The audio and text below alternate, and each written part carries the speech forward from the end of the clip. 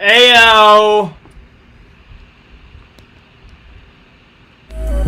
What's up, guys? Hey, welcome into No Sleep Sports Talk. It's my new platform. It's my new franchise. I licensed it already. Well, not really. The only thing I've done so far is come up with this name, download a free logo on the internet that I put about 15 seconds of thought into. And I also got the TikTok handle for No Sleep Sports. So, I don't know. I haven't even really decided if I like the name yet. But, you know, I feel like I have everything I need to really take this thing to the next level. I got this great new webcam, but I'm guessing I just move around way too much, or maybe the fact that I'm in the dark is hurting. But yeah, it takes forever for the autofocus to kick in, so sorry about that. Here I am now. I hope you can see me clearly. If not, let me know, and we'll make adjustments. You're hearing some YouTube ads right now. I need to switch that over to something else. Here's some royalty-free tunes for the kids right now. For the kids. I don't even know if this music is good or not. If it's not, I apologize. Actually, I don't. I apologize too much, you know? I'm not paying for the music. You're gonna have to, and you're not paying for this content either. So, you know, just deal with it. It is what it is. I want to thank today's sponsor of my show. Just move there. Sponsor today is Squeeze It. Squeeze It is one of those drinks. Let me just find the ad read copy that they wanted me to do here. Yes, I know what you're thinking. Wait, our Squeeze-Its haven't been around in quite some time. Well, you're wrong. Well, you're not wrong. I mean, they were discontinued in 2012, but they managed to scrounge up some money, and they're willing to pay me to put on this fun little free sports show for you guys. Let me just here's the ad read copy. Squeeze It is a fruit-flavored juice made by General Mills and marketed from the mid-1980s until the middle of 2001. Squeeze It also appeared in stores from mid-2006 and to mid-2007 and in 2011 and 2012. The drink comes in a plastic bottle that the drinker has to squeeze in order to extract the beverage from its container, hence the name. Squeeze It comes in multiple flavors and additions. One of them contains color pellets that the drinker drops into the bottle to change the color of the Squeeze It. The flavors included Chucklin Berry, here's the flavors, okay? The flavors include Chucklin Cherry, Berry Be Wild, Grumpy Grape, I'll later change to Gallopin' Grape, Silly Billy Strawberry, Rockin' Red Puncher, Green Mean Puncher, the Puncher Brothers, so to speak, Smarty Arty Orange, and Troppy Tropical Punch. Each flavor has a different character designed into the plastic bottle. For a limited time, Squeeze It had mystery flavors in black bottles where the drinker had to guess the flavor. There were also lifesavers Squeeze It, such as Wild Watermelon, Blue Raspberry, and Tropical Fruit. Squiston Teas is a knockoff of Squeeze It. You found in the UK. It's a similar drink sold in similar bottles and similar flavors. Those drinks are still available, although they are now sold under the name Squeeze It. Squeeze It, discontinued in the United States, living on in the United Kingdom. Squeeze It. Anyway, so that's a shout out for my sponsor, Squeeze It. We're gonna have a different sponsor every day. I feel really privileged and lucky to have that lined up. I'm gonna turn on just some kind of light here, because I feel like you guys deserve to have some lighting. I don't know. Maybe I'm wrong. I don't like I think the fact that hold on. I mean, I don't want to put on too many lights because then you guys, might learn too much about my living conditions. Not that I'm embarrassed, but I don't know. Maybe I am. Anyway, so welcome into the show, guys. Again, my name is Austin Facer. If you're not familiar with me, most of you probably are, because I'm putting this on my social media platforms, and I would just be absolutely bewildered if anyone other than, maybe one friend or one person from high school who I haven't spoken to in quite some time is watching this right now. So anyway, appreciate those of you who are tuned in. For whatever reason, it's hard for me to see the messages on here. So let me just hit the refresh here on my Facebook page. It feels like I get a few messages on there. I'm also doing this thing now where I'm trying to make very deliberate eye contact with the camera here, so that you get the feeling that I'm sitting here talking with you and you only. That's kind of the format I want to go with. Anyway, today we're talking about the latest updates in the NBA play-in tournament. Just checking in on the scores here.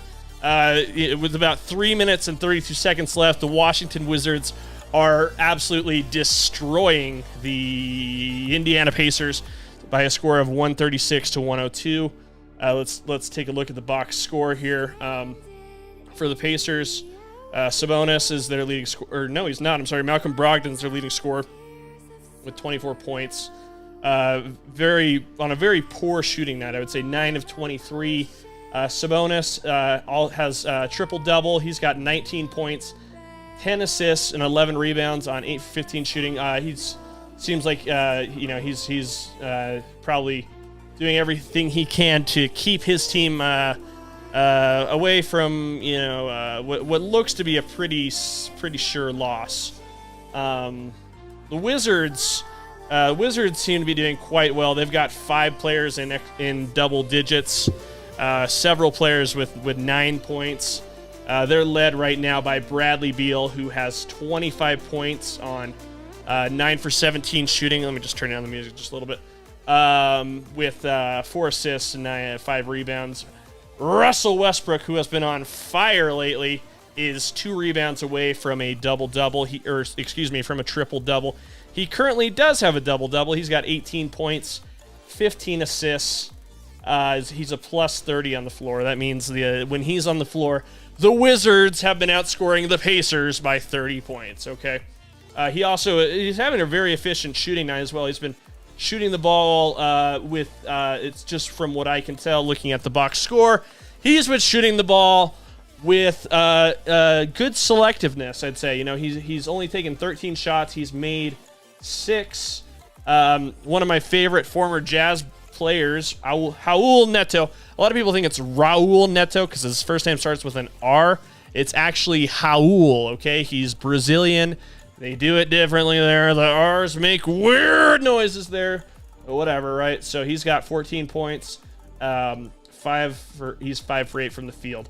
Other guys who are playing well for the Wizards include a guy named Daniel Gafford, who I had almost nothing about. He's got 15 points to complement 13 rebounds for a double-double of his own.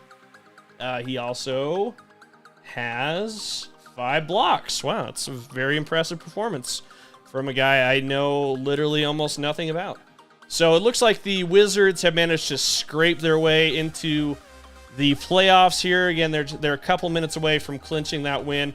You can pretty much Sharpie it at this point. Right in Sharpie. The Wizards are going to be moving on to the playoffs. So, I think that's. The Wizards are probably one of the great. Maybe not great, but one of the stories of the second half of the season for sure. I thought they were out of it. I thought the Russell Westbrook trade involving John Wall was a step in the wrong direction. However, it doesn't happen often. I'll say this. It doesn't happen often, but it seems like I was wrong. My gut impulse, the feeling that I had, I was like, oh, this trade is meaningless. It's not going to do anything for anybody. Wrong. Okay. Russell Westbrook has been fantastic. So, anyway, so it's funny. Okay, no, they haven't written it in yet. Okay, so that means the Wizards are going to go to the playoffs in the Eastern Conference as the 8th seed. They'll play number 1 seed Philadelphia, born and raised. I'll just pull up my second screen here for you guys, so you guys can see. They're also on that side of the bracket. The New York Knicks clinched home court advantage, at least through the first round. They're going to be playing the Atlanta Hawks. The other side, number 3 seeded Milwaukee Bucks are taking on the Miami Heat, team that knocked them out of the playoffs last year en route to the NBA Finals. And the number 2 seed Brooklyn Nets are going to play the Boston Celtics. There's a few interesting stories already. I think this side of the bracket is particularly interesting because all 4 teams have history with each other, as far as I can recall, and I don't think I'm wrong. The Bucks and the Heat obviously had that series last season where the Bucks just massively underperformed, were knocked out of the playoffs in just 5 games by the Heat. And then when I think of Brooklyn and I think of Boston, I think of that trade that Danny Ainge made with the Nets, where he sent Kevin Garnett, Paul Pierce, and I forget who. I think there was someone else involved. But anyway, he sent them to Brooklyn, got a bunch of assets, and pretty much for a while got ahead of the Nets, so to speak, in terms of making progress, accumulating assets, all that kind of stuff. I mean that was over. I mean, clearly that's over now. Like Brooklyn, through free agency, through a couple of big trades, has just launched themselves ahead of Boston. The story used to be that Boston pulled off with a great trade of the decades, or maybe even the last 20 years, with the Nets. But now it doesn't even matter. That doesn't matter at all anymore. As you can see, Brooklyn has a much better record. They won 12 more games than Boston, and I think Boston's.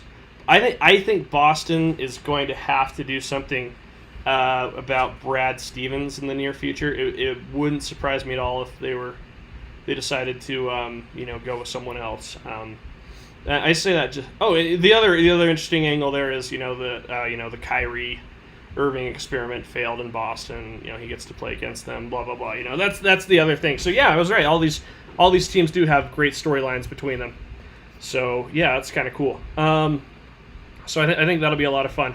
Talking about the Pacers, the Indiana Pacers, a team that once played in the ABA. I don't know if you guys knew that. They were once a menace to the hometown Utah Stars, which is where I am. If you're watching me, you're not from where I am right now in Salt Lake. That's what they did. So anyway, hey, if you're watching this on Twitch, I can see I've got 3 viewers. First of all, thank you very much. Please like and subscribe. If you have any questions for me, you want to call in and chat, go right ahead. I've got my phone right here. That number is my Google Voice number, because I'm not giving you dipshits my real number, unless you are one of the dipshits who already has my real number, in which case feel free to use that. If you want to chat, talk some sports, we can really talk about anything. I'm an open book. We can talk. I already did the ad read for Squeeze It, so. I don't feel like I owe them anything else. So, we can just pretty much do as we please. It's good to be here. We're cruising in. We're already 16 minutes in. I really only have the stamina to do this for like maybe a half hour at a time. I don't even really like this song. That first song we listened to was kind of cute. I'll listen to that again. And yes, I think cute is the right word for it. So anyway, let's talk sports.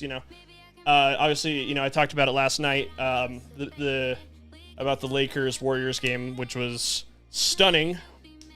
Had a fantastic ending. Had it not had a good ending, though, I wonder how people would have felt about the play-in tournament, because some of the other games have kind of been a little dog shit, to tell you the truth. I'm pretty sure Boston dismantled Washington, right? And then the Pacers beat up on Charlotte pretty good. And the Wizards, obviously have hammered Indiana today. So the Eastern Conference playing games have kind of sucked. The Memphis-San Antonio game, I don't even know if anybody watched that game, to tell you the truth. They had the early game yesterday. Obviously the Memphis Grizzlies won. It was like, what, the Pacers, or not the Pacers, I apologize. The Pacers I said the Pacers twice, and I didn't mean to. The Spurs, I think they're about to undergo a massive rebuild, and I think that's going to start with trading DeMar DeRozan for assets, maybe a draft pick, maybe like a mid first, maybe from just it really just depends on who they find, right? I think that was probably DeMar DeRozan's last game as a San Antonio Spur. I also wouldn't be surprised to see Greg Popovich, resign or just ride off into the sunset this summer. I mean, he's been there for, God, I don't know, like 25 years. It's probably, I'm sure I know obviously he loves his job. He loves harassing the media, or not harassing, but, not being incredibly welcoming to the media. But it wouldn't surprise me at all if Greg Popovich retired this year or next year. In which case I would stake my entire life's fortune, all $45 in my bank account, that Becky Hammon will be the next coach of the Indiana Pacers. I said Pacers again. I meant to say Spurs. God, they're both ABA teams. I think that's what the neurons in my brain are trying to, or the connection that's being made. But yeah, Becky Hammon's going to be the next head coach of the Spurs. That's 100% going to happen. So anyway, yeah, the Spurs are going to tear down, rebuild. I wouldn't be surprised also if the Pacers did. And that's really a shame because they've had some peaks and valleys for sure. They've had flashes of brilliance over the last maybe 8 years. Obviously when Paul George was there, they played very well. A team that had Lance Stevenson as well. Also went to the Eastern Conference Finals and lost to LeBron James and the Miami Heat. They had to go into rebuilding mode after Paul George was traded to Oklahoma City. They went into rebuild. Victor Oladipo helped dig him out of a hole. And then he left, and the team. And he's now with the Miami Heat. He'll probably miss all of next season with an injury. But it's kind. I do feel for the Pacers fans. It's like it's been a roller coaster for that group, and I think they're going to have to approach another rebuild, and I think it's gonna be pretty interesting to see who they send away and who they build around. I just based on almost nothing, but just based on what I wouldn't be surprised to see. Let's just take a look at what the salary looks like. So their highest paid player is Malcolm Brogdon. He makes $20 million. He made $20 million a year this year. The interesting thing, they really don't have like a supermax guy on the team, right? So you would think they should be, a team that can maneuver around and maybe sign, throw some big money at somebody. But according to basketballinsiders.com, they're already over the salary cap, right? The salary cap was $109 million. They shelled out $129 million this year. Malcolm Brogdon made $20 million. Sabonis, I don't even know how to say his first name. Domantas Sabonis made $19 million. He's probably a little undervalued for an all-star. That's probably a somewhat team-friendly contract for an all-star player. I would say. Let's compare that to the Jazz's salary cap, the top team in the NBA. Let's take a look here. Is this song cute? I don't even know if I particularly like this song. Okay, so let's scroll down here. Blah blah blah blah blah. Basketball. I gotta say, basketballinsiders.com. I don't read it much, but it seems like they have some pretty good resources here. So maybe they could be my sponsor once Little Debbie Snack Cakes, drops out of giving me the money. Again, if you guys want to talk sports, feel free to hop in the chat or give me a call. That would be great. Either way, I'm gonna keep talking. It doesn't matter. So let's see. Okay, so back to the Jazz's salary, right? The Jazz have two guys that are playing on max contracts. or no, and they'll have more in the future. It looks like. So this year, the Jazz's highest paid player was Mike Conley. He at one point had the highest contract in NBA history. He made $34 million this year. Rudy Gobert came in second with $27 million, more or less. Donovan Mitchell made just $5 million this year. Next year is when his big money kicks in. He's going to make $28 million. He's going to be the second highest paid player on the Jazz behind Rudy Gobert. Eventually, for a while, Rudy looks like through 2025, Rudy Gobert is the highest paid player on the Jazz. He'll make $43 million that year. Donovan Mitchell will make $43 million in 2025. Donovan Mitchell will make $34 million. So, and those two guys are under contract for quite some time with the Jazz. Anyway, the point being though, the Pacers, they do have some money tied up with some guys in deals that maybe aren't ideal, but it's hard to say. It's hard to say. I don't know if this team has reached its full potential yet, or to the point where like the management needs to really think about turning it around. I was saying all year, beginning at the start of the season, I was like, if I'm the general manager of the Orlando Magic, I'll give these guys like 25 games, right, to show me what they can do. If they're not blowing teams like out of the water, if they're not showing significant progress into, taking the next step in the Eastern Conference, I'm clearing house. I'm getting everybody. I'm getting Aaron Gordon out. I'm getting Evan Fournier out. I'm getting even Mo Bamba is what I was saying, but Mo Bamba ended up staying. The other guys were traded though, so I was right about that. Okay, I know you guys didn't hear it, but I was telling my dad, I was telling a couple of my friends who follow the league, I was like, yo, these Magic dudes gotta go, they gotta go, and I was right. I don't know. I don't think the Pacers are in that situation quite yet. It feels like they still have more room to grow, right? And they do have some nice young talent, right? So and they're not overpaying a lot of their great players. So I think Brogdon's pretty good. I think Brogdon's can be a pretty efficient starting level point guard in the NBA. I think he can have a peak, similar to what George Hill's peak was when he was a starting point guard in the league. That's kind of how I would see Malcolm Brogdon. I think he still is moving upwards in his progression. So I would say he's a guy maybe a keep, or he could be a good flip for assets if you think you need to get even better faster. Sabonis, All-Star, he's gonna be pretty decently priced through 2024. He's a guy they'll probably want to hang on to. Miles Turner also, he's only going to make $18 million a year through 2023. Also a guy probably worth holding on to. Karis LeVert, a guy who's who can be a pretty effective player. His problem, of course, though, is that he is incredibly injury prone. But when he is capable of being on the floor, he does make an impact. So I'm not going to compare him at all to Dante Exum, the guy who is also injured all the time. Karis LeVert is way better than Dante Exum. Like it kind of feels stupid to even put those two in the same sentence. These are guys that are mid-valued players, and the market value for these guys might be pretty fair. I mean, what the Pacers are paying for might be below market value. In which case, I'd say maybe you keep them. If they're a good value, and they're players that can help you do decently well in the Eastern Conference, maybe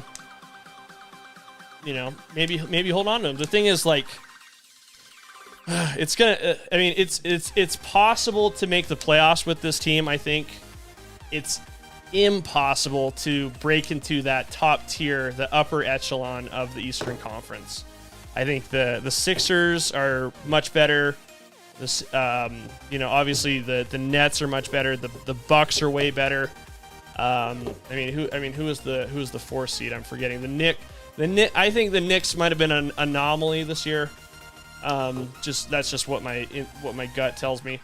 But no, there are some guys for sure that can be kept. Doug McDermott is a guy you probably won't see coming back to the Pacers, although he seems like he would be a perfect fit, right? There's something about like a white guy that shoots really well or decently well that feels like it would be a good fit in a market like Indiana. That's insanely that's white directed racism, but that's just the way I see it. Another guy who feels like he's a good fit there is T.J. McConnell, but he's probably a good value at just $3.5 million. But his contract's going to come off the books after this season. So I wouldn't expect to see Doug McDermott back with the Pacers. That is absolutely incredible. I didn't realize they were still cutting checks to Monta Ellis. That money will come off the books in 2022. There's just some dead money, that will come off their payroll and make things a little bit easier. But they're still on the hook for $121 million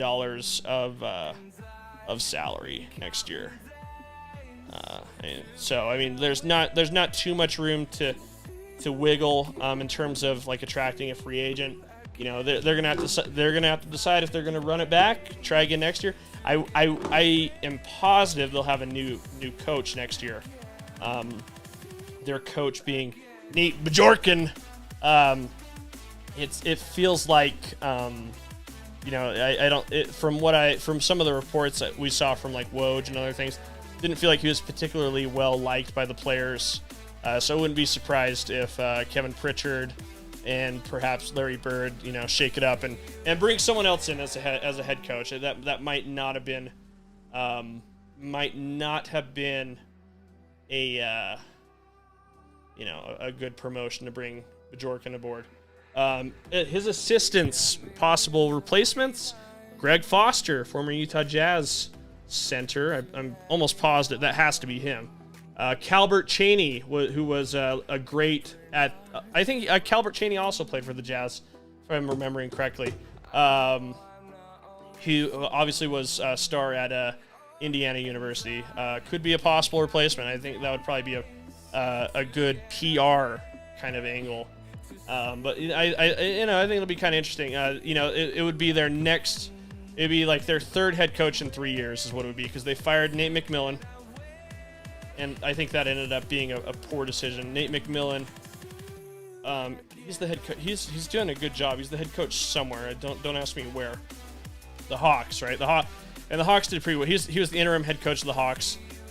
It's possible that he could get signed to a full-time contract there. He replaced Lloyd Pierce down there in Atlanta. Yeah. So anyway, okay. So I wouldn't be surprised if the Pacers bring in a new head coach. How about this? Okay, how about this for an idea? Should the Celtics fire Brad Stevens, which I think is very possible, do the Pacers then hire Stevens as their head coach? You might remember, if you're my age or not stupid, you might remember that Brad Stevens was the head coach at Butler University, which happens to play at Hinkle Fieldhouse in Indianapolis. So there you go. That's what I think, right?